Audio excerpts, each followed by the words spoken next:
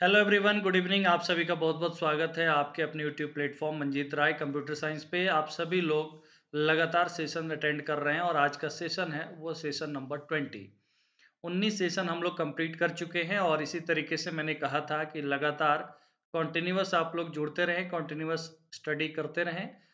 कुछ ना कुछ हम लोग डेली सीखेंगे और ये जो कलेक्शन धीरे धीरे बनता जाएगा।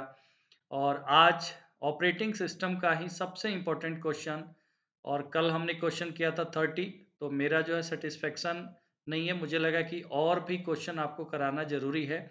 तो आज अराउंड 20 क्वेश्चन और भी हम लोग डिस्कस करेंगे।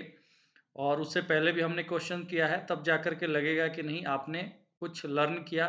और अगर जो लोग इससे पहले वाले वीडियो या सेशन अटेंड नहीं किया था, ज़रूर आप लोग देखेंगे। और सेशन 20 में हम लोग करने वाले हैं अराउंड 20 एमसीक्यूज़, और वो सबसे इम्पोर्टेंट एमसीक्यूज़। उसमें 2-3 क्वेश्चन ऐसे भी मैंने इंक्लूड किए हैं जो एड्रेसिंग मोड, जो मैंने कहा था आप लोगों को पढ़ना है होमवर्क के लिए, एड्रेसिंग मोड से भी जुड़ा हुआ भी क्वेश्चन है। अगर आप चैनल पे नए हैं तो चैनल ज़रूर सब्सक्राइब कर दीजिए। Channel particularly BPSC TRE 4.0 STET paper 2 या अपकमिंग कंप्यूटर साइंस टीचर की जो भी वैकेंसी होगी बिहार में, उससे रिलेटेड आपको जितनी भी रिक्वायरमेंट है वो सब चीज़ यहाँ पर कराया जाएगा। आपके सिलेबस, आपके टॉपिक्स, आपके क्वेश्चन प्रैक्टिस, ये सारी चीज़ें, या कोई भी लेटेस्ट इन्फॉर्मेशन आता है तो वो सब आपको शेयर किया जाएगा। और इस तरीके से जो ये प्रक्रिया जारी रहेगा कि जो कुछ अनुभव और जो कुछ हमने सीखा और पहले से जितनी भी सारी चीज़ें मैंने कराया हुआ था, अब सारी चीज़ों का बेनिफिट आपको मिलना शुरू हो गया है। तो इसी तरीके से आप लोग अपना सपोर्ट करते रहें चैनल को, चैनल आगे बढ़ते रहे और आप लोग भी कुछ ना कुछ डेली अच्छा सीखें, डेली पढ़ें और आपका एक मोटिवेशन बरकरार रहे कि आपको भी बहुत अच्छा करना है। और बिहार में शिक्षा में क्रांतिकारी परिवर्तन हो रहा है और उस क्रांतिकारी परिवर्तन में आपको भी अ, आपकी भी भूमिका होगी और आप भी मिल कर के इस व्यवस्था को और भी मजबूत करेंगे। चलिए आगे बढ़ते हैं हम लोग। आज के क्वेश्चन है, फर्स्ट क्वेश्चन है सेमाफोर्स। थोड़ा ध्यान दीजिए आप सभी लोग। क्वेश्चन नंबर 1 है। कल के सेशन का पीडीएफ भी मैं आप लोगों को प्रोवाइड करते रहता हूँ, एवरीडे तो प्रोवाइड करते रहता हूँ टेलीग्राम चैनल पे। तो जिन लोगों को नहीं पता है, टेलीग्राम चैनल आप लोगों को लिंक दिया जाएगा इस सेशन के चैट बॉक्स में, या फिर चैनल के डिस्क्रिप्शन में आप लाइक कर उस चैनल को ज्वाइन कर लीजिएगा। पीडीएफ वहाँ पर प्रोवाइड किया जाएगा।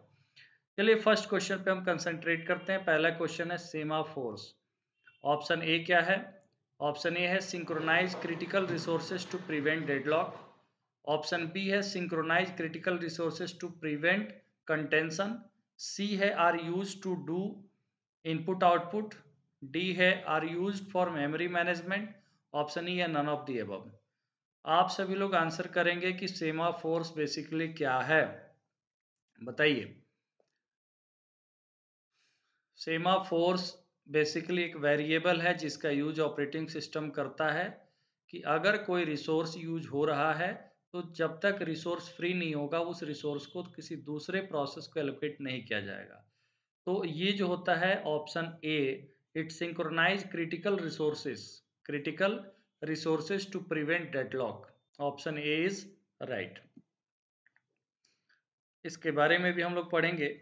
देखिए क्वेश्चन के थ्रू मेरा प्रयास रहता है कि आप लोग, बहुत सारा ऐसा कॉन्सेप्ट होता है कि जब हम टॉपिक पढ़ते हैं तो बड़ा मुश्किल लगता है, क्योंकि लेंदी लगता है और उतना ध्यान देना और उतना पढ़ना मुश्किल काम लगता है। बट जब क्वेश्चन करते हैं और ऐसा कोई भी चीज़ आ गया, कोई भी कॉन्सेप्ट टर्म आ गया, अगर उसके बारे में उसी टाइम हम पढ़ लेते हैं तो ये चीज़ याद भी रहता है और रिवीजन करना भी आसान रहता है। और ये पीडीएफ में भी आपको ये सारा चीज़ प्रोवाइड किया जाएगा।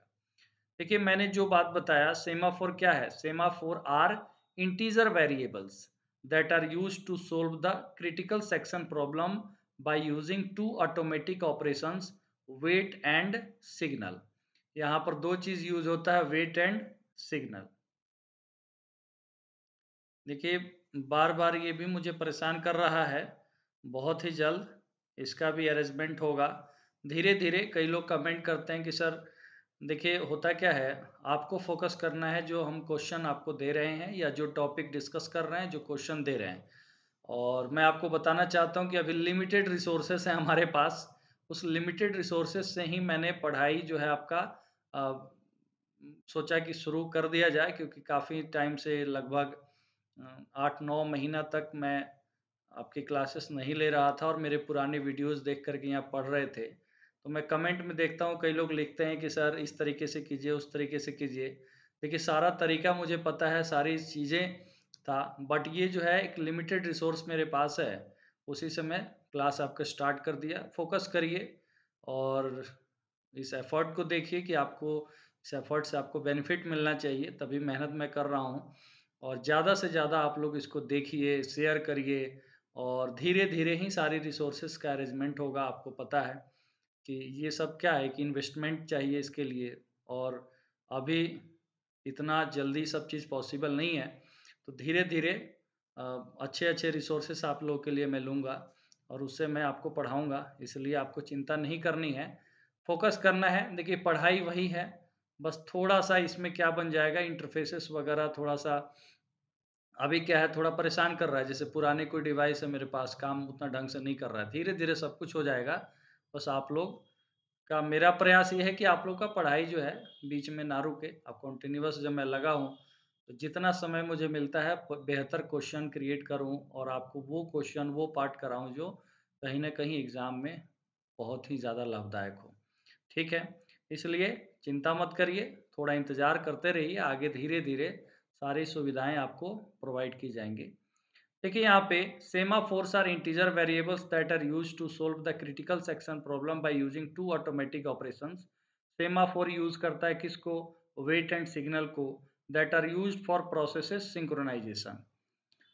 The definitions of wait and signal are as follow. देखिए वेट एंड सिग्नल क्या है?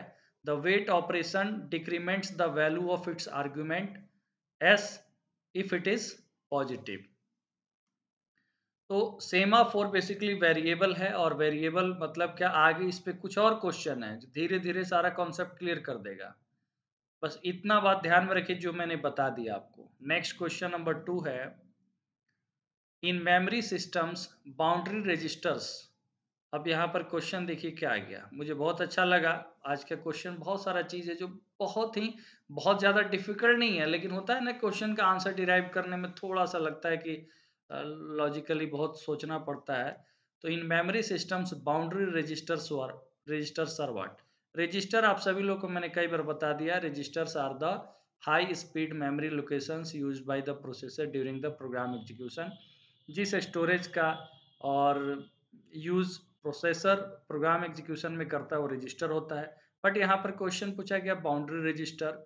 ऑप्शन ए है are used for temporary program variable storage, B है are only necessary with fixed partitions, C है ट्रैक पेज बाउंड्रीज, डी है track the beginning and ending of the programs, none of the above. एकदम common sense भी अगर आप लगाएंगे ना तो ये क्वेश्चन बन जाएगा आपसे। बाउंड्री का मतलब क्या होता है? बाउंड्री का मतलब चारों तरफ से घिरा हुआ, और यहाँ पर घिरा हुआ मतलब क्या? बिगिनिंग से लेकर एंड तक। तो यहाँ पर it track the beginning and ending of the programs. तो boundary registers are used to track the beginning and the ending of the programs. Option D is right. ठीक है, आई होप सब लोगों को समझ में आ गया। ऑप्शन क्वेश्चन नंबर 2 का ऑप्शन डी। थोड़ा सा और इसमें हम लोग जान लेते हैं इसके बारे में। In memory systems boundary registers track the beginning and ending of the programs. Operating system, इस पॉइंट पे ध्यान देंगे। Operating system keep track of time and resources used by various tasks and the users, and this information can be used to track resource uses for a particular user or group of user। Operating system क्या करता है? Operating system आप जानते हैं device management करता है। Operating system जो peripheral devices हैं, प्रोसेस है, सबको मैनेज करने का काम ऑपरेटिंग सिस्टम का है। तो operating system keeps track of time and the resources used by the various task and the users, और इसमें यूज किया जाता है क्या? Boundary register.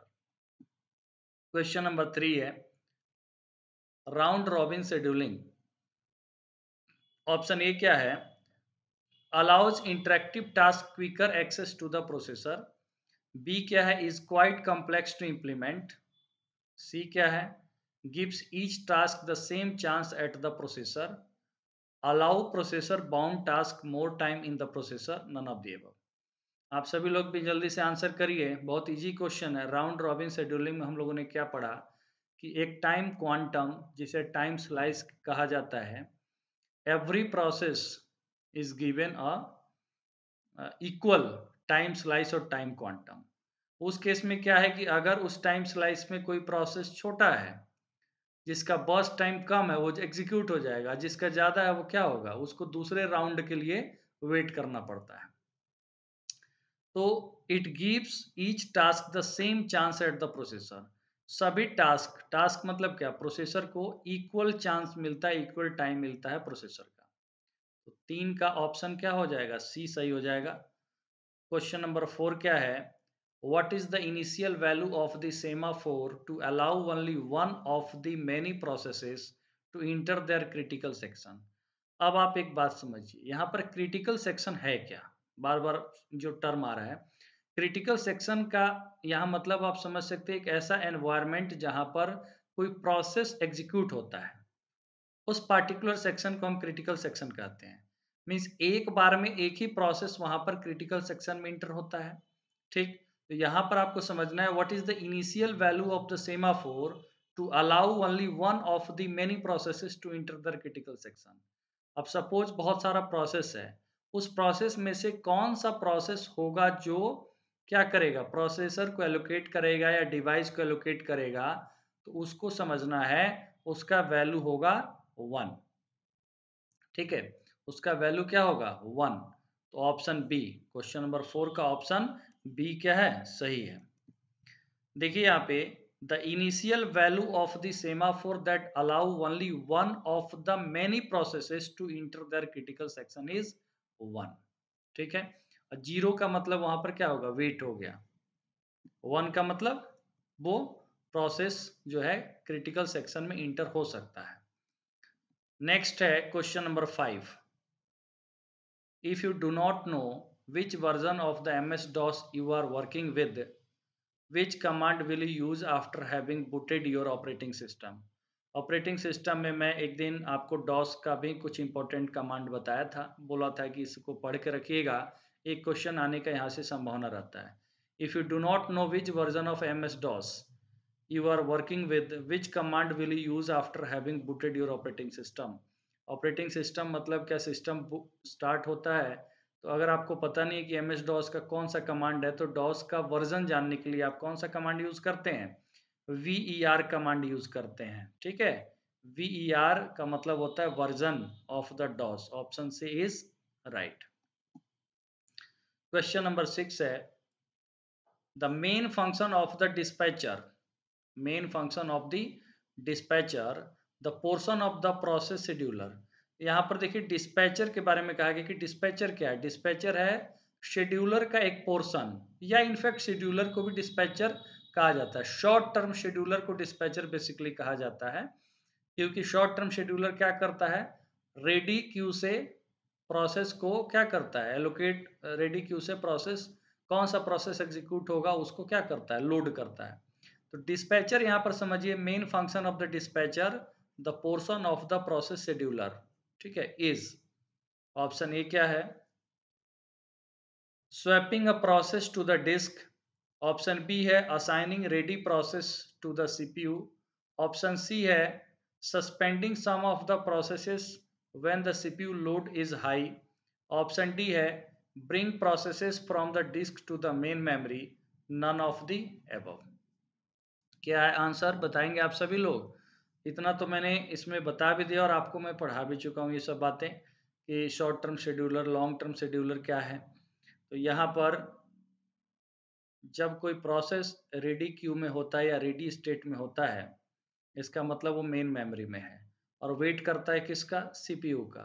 Once processor is free, तो प्रोसेस क्या होता है, प्रोसेस को असाइन कर दिया जाता है सीपीयू को। तो यहाँ पर assigning the ready processes to the CPU, option B क्या हो जाएगा, क्वेश्चन नंबर 6 का ऑप्शन बी सही हो जाएगा। ठीक है, नेक्स्ट क्वेश्चन पे हम चलेंगे। 6 का आंसर हो जाएगा बी, क्वेश्चन नंबर 7 क्या है? In which addressing mode the operand is given explicitly in the instruction. कितने लोग एड्रेसिंग मोड को रिवाइज किए हैं? आज आपका एक टेस्ट हो जाएगा कि एड्रेसिंग मोड आप लोग पढ़े कि नहीं। पहले भी क्वेश्चन में कराया था इससे रिलेटेड, आज भी क्वेश्चन है और ये बहुत मतलब जेन्युइन टॉपिक है। एक क्वेश्चन यहाँ से हम कह सकते हैं कि 99% चांस रहता है कि आए। In which addressing mode, in which addressing mode the operand is given explicitly in the instruction। बताइए क्या होगा answer? In which addressing mode the operand is given explicitly in the instruction.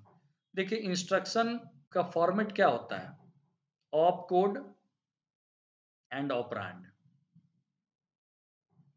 Op code का मतलब होता है which operation is to be perform, और operand हो गया पैरामीटर, जो आर्ग्यूमेंट्स है जिसके ऊपर ऑपरेशन परफॉर्म करना है। ठीक, समझ में आ गया? तो एड्रेसिंग मोड होता है कि ऑपरेंड समटाइम्स डायरेक्टली यहाँ पर ऑपरेंड का वैल्यू रहता है, कभी कभी इसका एड्रेस रहता है। ठीक, तो in which addressing mode the operand is given explicitly in the instruction. Absolute mode, immediate mode, indirect mode, index mode, none of the above. क्या होगा आंसर बताइए? क्वेश्चन नंबर 7 का आंसर क्या होगा? जब भी क्वेश्चन में ये कहा जाए कि operand is given explicitly in the instruction, इसको कहा जाता है इमीडिएट मोड। क्या कहा जाता है इसे? Immediate mode. Option B is right. देखिए यहाँ पे इमीडिएट मोड है क्या? In this mode the operand is specified in the instruction itself. Operand को इंस्ट्रक्शन में ही दे दिया जाता है, ना कि उसके एड्रेस को। ठीक, तो इसलिए इसको कहा जाता है immediate mode. In other words, an immediate mode instruction has an operand field instead of an address field. Address field के बजाय क्या होता है? ऑपरेंड फील्ड होता है। The operand field includes the actual operand to be used in the conjunction with the operation determined by the instruction।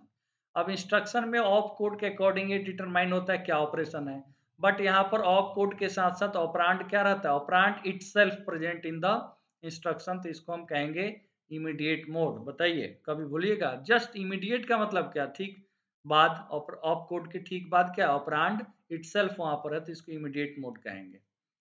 Next question है question number 8। In which addressing mode the address of the location of the operand is given explicitly as a part of the instruction. देखिए यहाँ पर question में क्या दे दिया गया। अब यहाँ पर बोला गया है कि जो इंस्ट्रक्शन होता है, इंस्ट्रक्शन में ऑप कोड और ऑपरेंड होता है। यहाँ पर in which addressing mode the address of the location of the operand, operand की मेमोरी लोकेशन को हम कहेंगे यहाँ पर एड्रेस, जो दिया जाता है इंस्ट्रक्शन में, तो उस मोड को क्या कहेंगे? Absolute mode, immediate mode, index mode, modulus mode. ठीक है, तो यहाँ पर इसका आंसर क्या होगा? आप सभी लोग जल्दी से बताएंगे। क्वेश्चन नंबर 8 का आंसर, इसको कहा जाता है एब्सोल्यूट मोड। ऑप्शन ए क्या है? बिल्कुल सही है। ठीक है, देखिए यहाँ पर इसके बारे में, in this addressing mode the address of location of the operand is given explicitly as a part of the instruction. मेरा प्रयास रहता है कि सेशन आप लोग देखते हैं, हो सकता है कि रिवीजन के बिना, तो कई लोग कमेंट करते हैं कि सर याद कैसे रखें। देखिए याद करने का तरीका है कि ज़्यादा से ज़्यादा जितना टॉपिक पढ़िए उतना ही प्रैक्टिस करिए। कभी ऐसा मत सोचिए कि आज हम टॉपिक कर लें, प्रैक्टिस कल करेंगे, तब तो फिर फायदा नहीं होगा। चाहे आप टॉपिक थोड़ा कम पढ़िए, जितना पढ़िए उसके साथ साथ प्रैक्टिस भी करिए। ठीक, या क्वेश्चन को इस तरीके से करिए कि क्वेश्चन से ही हम बहुत सारी बातों को पढ़ लें। जैसे मेरे सेशन में आपने देखा होगा कि यूनिक चीज़ क्या दिखता है आपको? जब आप क्वेश्चन पढ़ते हैं, मैं साथ में उसके बारे में भी आपको लगा देता हूँ, जहाँ भी लगता है कि इसके बारे में हमें थोड़ा डिटेल जानना है, और साथ में मैं इसका पीडीएफ भी दे देता हूँ, ताकि आप जब रिवीजन करें तो कम से कम इन पॉइंट्स को पढ़ लें। जो एक्सप्लेनेशन वाले पॉइंट्स हैं, जो एक्स्ट्रा स्लाइड लगाया जाता है, उसको पढ़ लीजिए, तो आपका वो सारा कॉन्सेप्ट याद हो जाएगा। पर्पस पढ़ना नहीं, पर्पस है याद रखना। ठीक है, इन this addressing mode the address of location of the operand is given explicitly as part of the instruction। this addressing mode is also known as direct addressing mode। ठीक है, मतलब यहाँ पर देखिए दो चीज अभी आपको क्लियर हो गया। जब हम बात कर रहे थे किसका, इमीडिएट एड्रेसिंग मोड का, जहां पर इंस्ट्रक्शन में ऑपरांड इटसेल्फ को ही वहां पर हम लोग ऑपरांड ही दे दिया जाता है, ठीक है, उसका एड्रेस ना बल्कि ऑपरांड इटसेल्फ। जहां पर उसका एड्रेस दिया गया वो डायरेक्ट एड्रेसिंग मोड है, जिसको क्या कहा जाएगा, एब्सोल्यूट एड्रेसिंग मोड। ये भी याद रखना है, एब्सोल्यूट मोड या direct addressing mode is the same, ठीक है। नेक्स्ट क्वेश्चन है, under the virtual storage, virtual memory और वर्चुअल स्टोरेज से भी क्वेश्चन बार बार पूछा जाता है। तो virtual storage, under virtual storage which statement is right? Option A क्या है, a single program is processed by two or more CPUs. Two or more programs are stored concurrently in primary storage. Only the active pages of a program are stored in primary storage. Inter-program interference may occur. None of the above. बताइए question number 9 का answer क्या होगा इसमें से? Virtual storage के अंदर क्या होता है? वर्चुअल स्टोरेज के अंदर एक बात को समझना है, केवल उस प्रोसेस को या प्रोसेस का से रिलेटेड उस पर्टिकुलर डेटा जिसको हम कहते हैं वर्किंग सेट या पेज, उस पेज को ही स्टोर किया जाता है प्राइमरी स्टोरेज में, जो क्या है, करंटली एग्जीक्यूशन है, तो उसको एक्टिव पेज कहा जाता है। वर्किंग सेट का पार्ट जो करंटली एग्जीक्यूशन में है तो उसको एक्टिव पेजेस कहा जाएगा। तो only the active pages of a program are stored in the primary storage, so option C is right, ठीक है। नेक्स्ट क्वेश्चन नंबर 10 है, a base register table, fill in the blanks. Answer करिए क्या होगा। Option A क्या है, allows the programmer to write base registers and displacement explicitly in the source program. B क्या है, is used to remember which of the general purpose registers are currently available as base registers and what base addresses they contain. C क्या है, allow multiple programs to reside in separate areas of core at the same time. Option D is a term that refers to the control programs of an operating system. Base register table का purpose क्या है, आपको answer करना है, ठीक है।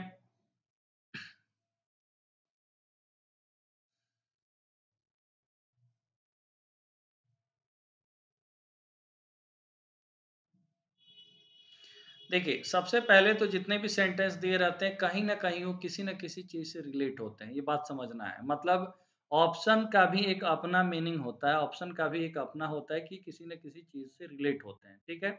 Unnecessary option भी नहीं दिए जाते हैं, तो समटाइम्स आप ऑप्शन से भी कोशिश करिए कि क्या ऑप्शन इससे इससे मैच हो रहा है, ठीक है। तो यहाँ पर देखेंगे, base register table is use to remember which of the general purpose registers are currently available as base register and what base addresses they contain. तो ऑप्शन बी इज राइट। यहाँ पर जो सी दिया है, allow multiple programs to reside in separate areas of core at the same time, तो ये क्या हो गया, ये मल्टी प्रोग्रामिंग का कॉन्सेप्ट हो गया। नेक्स्ट क्वेश्चन क्या है, question number 11, a relationship between process such that each has some part critical section which must not be executed while the critical section of another is being executed is known as। अब देखिए यहाँ पर question में पूछा गया है, a relationship between the processes such that each has some part, मतलब process का जो पार्ट है critical section, which must not be executed while the critical section of another being executed is known as। पूछा जा रहा है कि अगर सपोज दो प्रोसेस है P1 और P2, अगर P1 का क्रिटिकल सेक्शन एग्जीक्यूट हो रहा है उस टाइम P2 का क्रिटिकल सेक्शन एग्जीक्यूट नहीं होगा, या ऐसा कह सकते हैं कि अगर P2 का क्रिटिकल सेक्शन में है तो P1 उस समय क्रिटिकल सेक्शन में इंटर नहीं होगा। इसी रिलेशनशिप को कहा जाता है म्यूचुअल एक्सक्लूजन। क्या कहा जाता है, mutual exclusion. Option B is right, ठीक है। सेमाफोर के बारे में आप जानते हैं कि एक वेरिएबल है कि which process will inter into the critical section, ठीक है। और यहाँ पर मल्टी प्रोग्रामिंग मल्टीटास्किंग ये जानते भी हैं और आज भी मैं इसके बारे में बताने वाला हूँ आगे क्वेश्चन में, ठीक है। The relationship between process such that each has some part critical section which must not be executed while the critical section of the another being executed is known as mutual exclusion. Mutual exclusion किसको कहा जाएगा? Process के relationship को, कि अगर एक process का part critical section में है तो दूसरे प्रोसेस का क्रिटिकल सेक्शन उस सेम टाइम में पार्ट क्रिटिकल सेक्शन में इंटर नहीं होगा। नेक्स्ट क्वेश्चन नंबर 12 है, a special software to create a job queue is called a fill in the blanks. Job queue क्या होता है? Once the program enter into the system, तो वो कहाँ पर स्टोर होता है? Loaded into the job queue. ठीक है, समझ में आ गया? तो special software to create a job queue is called drive, spooler, interpreter, linkage editor, none of the above. इसी को क्या कहा जाता है? स्पूलर कहा जाता है। ठीक है, the create job queue CRT job queue command creates a new job queue. A job queue contains entries for jobs that are waiting to be processed by the system. Job queue के बाद क्या होता है? Ready queue होता है। तीन प्रकार के क्यू मैं बता चुका हूं, job queue, ready queue and device Q. अगर वो डिवाइस का वेट कर रहा है तो डिवाइस क्यू में जाएगा वेटिंग स्टेट में। रेडी क्यू हो गया कि मेन मेमोरी में है, रेडी स्टेट में है, waiting for the processor. Job queue में क्या होता है? Once the job enter into the system, ये स्टोर किया जाता है जॉब क्यू में। ठीक है, तो जॉब क्यू से रेडी क्यू में, ठीक है, जॉब क्यू से रेडी क्यू में इसको लोड किया जाता है और तब वो प्रोसेस होता है। ठीक है, नेक्स्ट है question number 13, under multi programming turn around time for short jobs is usually fill in the blanks and that for long jobs is slightly fill in the blanks.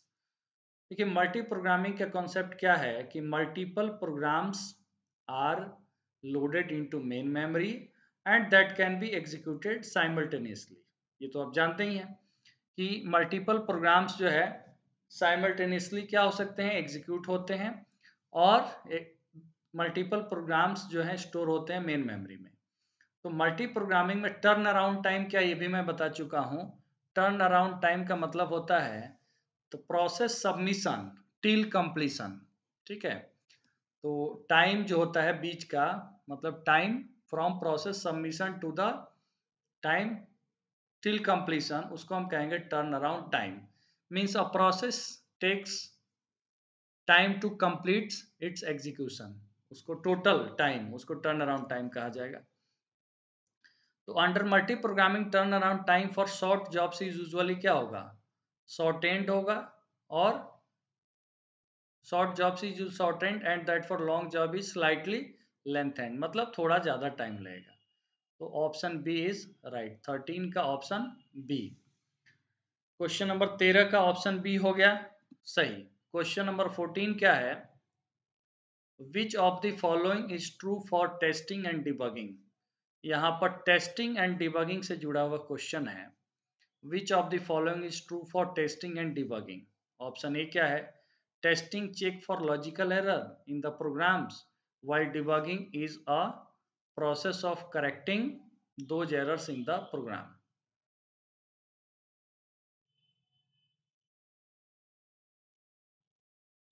ठीक है, दूसरा ऑप्शन क्या है?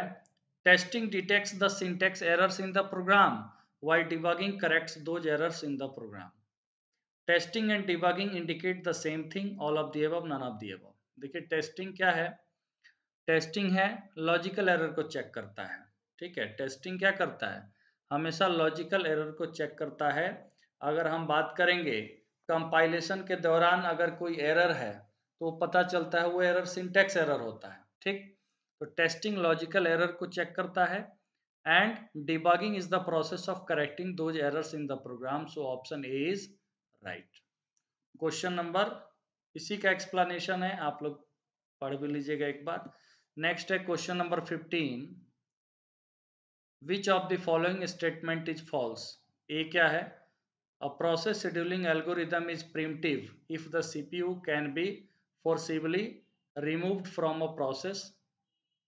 बी क्या है, time sharing systems generally use primitive CPU scheduling. C क्या है, response time are more predictable in primitive systems than in non primitive systems. Real time system generally use non primitive CPU scheduling and none of the above. इसमें हमको क्या choose करना है, इसमें choose करना है फॉल्स स्टेटमेंट। तो बताइए क्या होगा आंसर। प्रीम्पशन का मतलब आप जानते हैं कि फोर्सिबली क्या करना है, फोर्सिबली किसी भी रनिंग स्टेट के प्रोसेस को सस्पेंड कर देना, ठीक है, उसको कहेंगे प्रीम्पशन। अ process scheduling algorithm is primitive if the CPU can be forcibly remove from a process. तो हमें फॉल्स चूज करना है, लेकिन ये स्टेटमेंट क्या है, ट्रू है, ठीक है। Time sharing system generally use primitive CPU scheduling.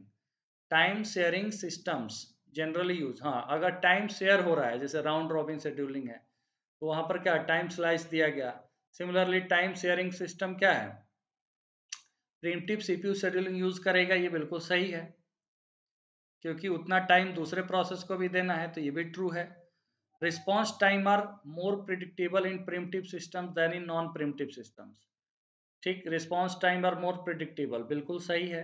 Real time system generally use non primitive CPU scheduling. Real time system क्या है, रियल टाइम में इमीडिएट अटेंशन की जरूरत है और ऐसे में नॉन प्रिमिटिव सीपीयू शेड्यूलिंग नहीं, इसमें प्रिमिटिव शेड्यूलिंग का यूज किया जाएगा। तो ऑप्शन डी क्या है, फॉल्स है, फॉल्स स्टेटमेंट है ऑप्शन डी 15 का। ठीक, क्वेश्चन नंबर 16 में आ गए।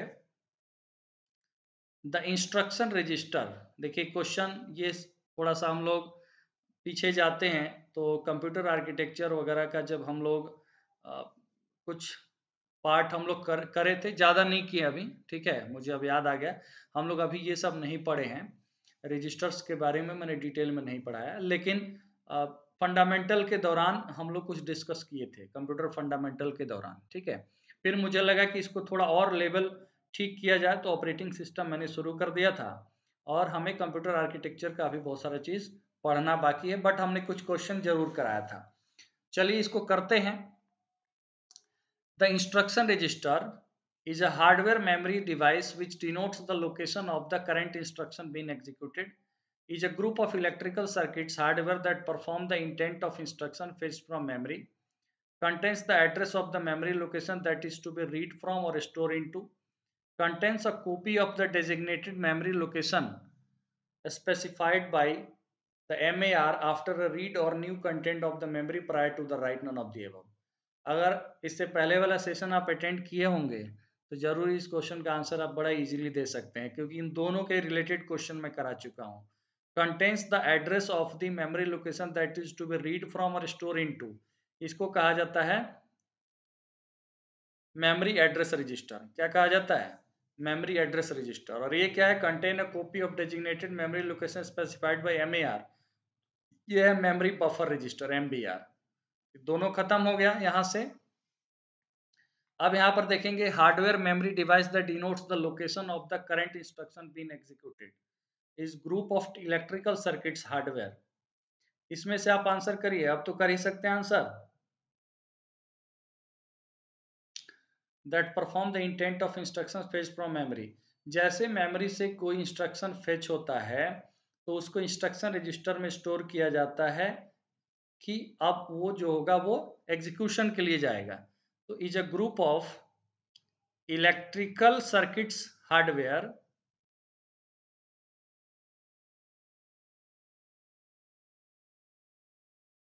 that perform the intent of instruction fetched from memory.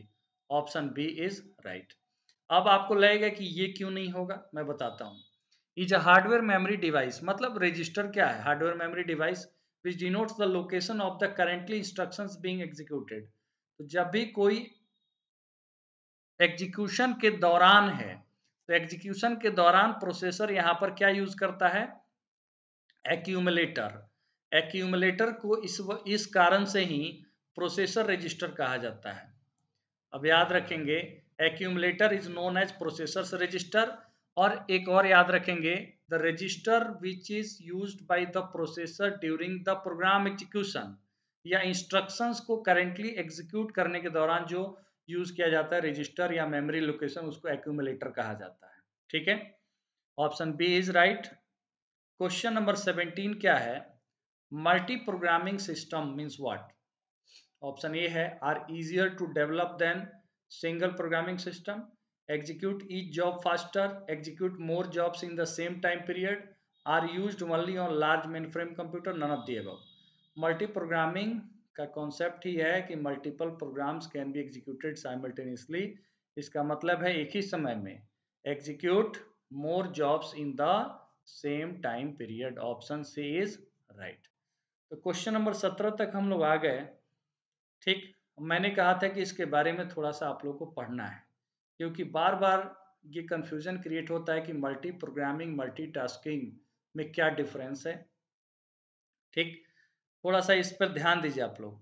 Multi programming and multitasking are both ways to run multiple programs और task on a device, but they differ in how programs are processed. दोनों का अगर देखा जाए तो common चीज यही है कि मल्टीपल प्रोग्राम्स को रन करना, लेकिन फिर डिफरेंस क्या है?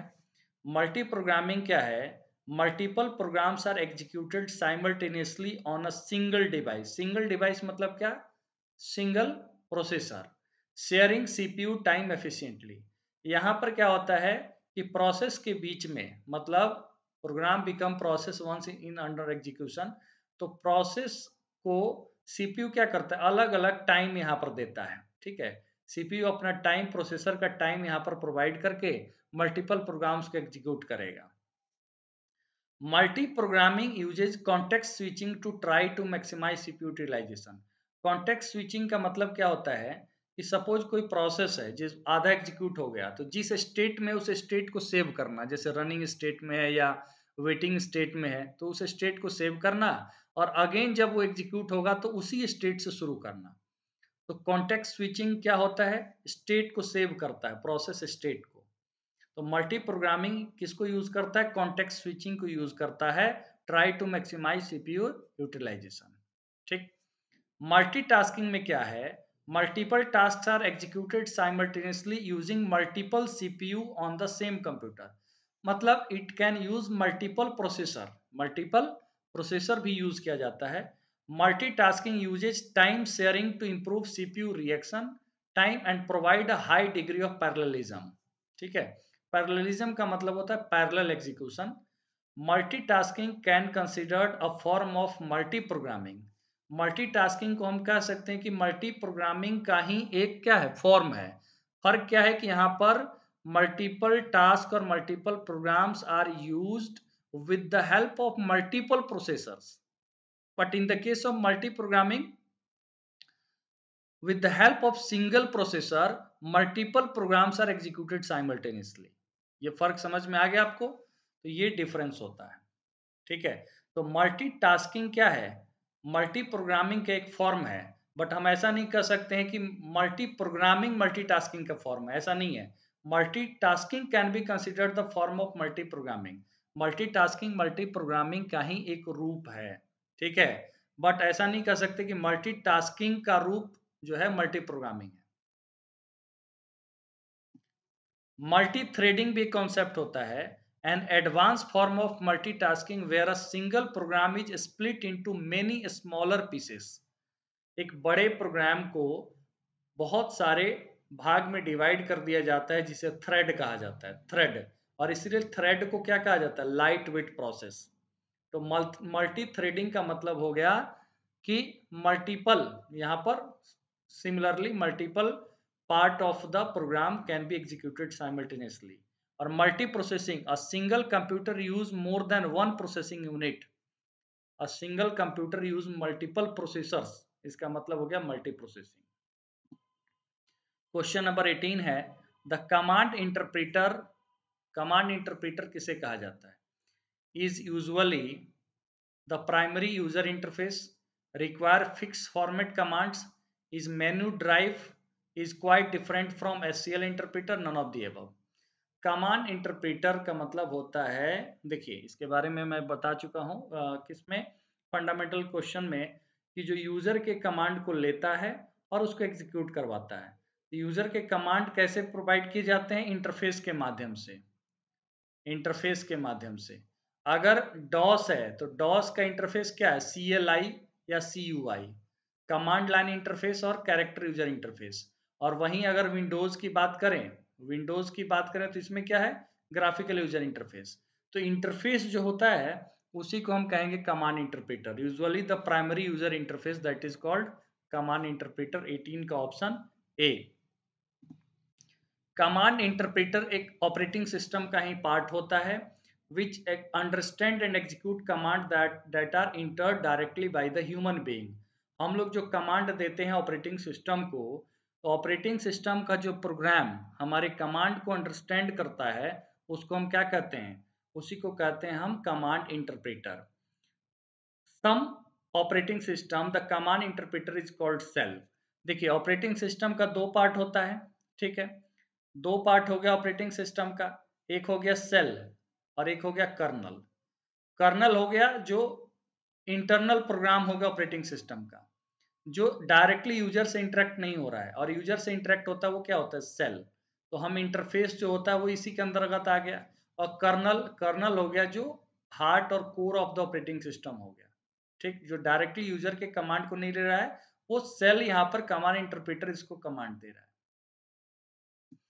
नेक्स्ट क्वेश्चन क्या है, question number 19। Which of the following terms refer to the degree to which data in a database system are accurate and correct. ये अच्छा क्वेश्चन लगा, तो थोड़ा सा इसके बारे में भी मैंने ये लगा दिया। बताइए, डेटाबेस का एक क्वेश्चन है, which of the following terms refer to the degree to which data in a database system are accurate and correct. देखिए जनरली होता क्या है कि डेटाबेस क्या होता है, शेयरेबल होता है, multiple people are accessing the database simultaneously. In that case ये इंश्योर करना बहुत ज़रूरी है कि अगर हम डेटाबेस को एक्सेस कर रहे हैं तो हम उसको डेटा को कुछ मॉडिफाई ना करें, अननेसेसरली हम उसको चेंज ना करें। मतलब डेटा की जो करेक्टनेस है, जो एक्चुअल और जो जेन्युइननेस जो है वो बरकरार रहनी चाहिए। इस जो डेटाबेस के कॉन्सेप्ट को, फीचर को कहा जाता है डेटा इंटीग्रिटी। क्या कहा जाता है, डेटा इंटीग्रिटी, ठीक है, मतलब accurate and correctness of the data, उसको in a database is called data integrity. Data integrity is a fundamental component of the information security. In its broad use, data integrity refers to the accuracy and consistency of data stored in a database या data warehouse, data mart, other construct। मतलब जहाँ भी huge amount of data store किया जा रहा है उसकी accuracy, ठीक है, उसकी कंसिस्टेंसी को हम क्या कहते हैं, डेटा इंटीग्रिटी कहते हैं, ठीक है। नेक्स्ट क्वेश्चन नंबर 20 है, the function perform by the paging software is are implementation of the access environment for all programs in the system, management of the physical address space, sharing and protection, all of the above, none of the above। ठीक है, यहाँ पर paging software के बाद function को पूछा गया कौन कौन सा काम करता है। तो ये काम जो करता है, बताइए, आप सभी लोग आंसर देंगे। All the tasks are performed by the paging software. Option D is right. Implementation of the access environment for all programs in the system, management of the physical address space, sharing and the protection, all of the above। ठीक है, इसी का explanation है, आप लोग read कर लीजिएगा PDF से। क्वेश्चन नंबर 21 है, a compiler for a high level language that run on one machine and produces code for a different machine is called। Compiler का काम क्या है, हाई लेवल प्रोग्राम को, जिसे हम सोर्स कोड कहते हैं, उसे ऑब्जेक्ट कोड में कन्वर्ट करना। और कंपाइलर एक क्या है, सिस्टम सॉफ्टवेयर है। कंपाइलर एक सिस्टम सॉफ्टवेयर है that convert source code into object code. और कंपाइलर क्या करता है, कंप्लीट प्रोग्राम को एक साथ कन्वर्ट करता है, और इंटरप्रेटर लाइन बाय लाइन करता है।